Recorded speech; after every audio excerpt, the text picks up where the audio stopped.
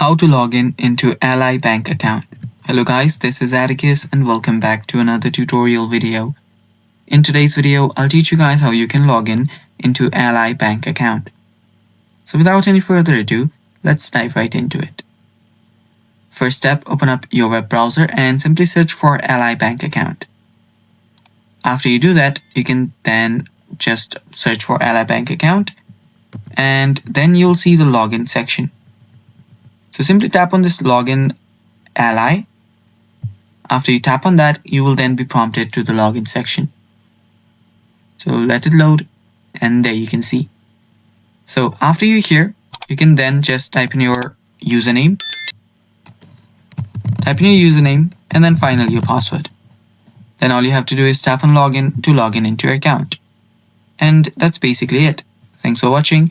Enjoy using your Ally and thanks for watching. Bye-bye.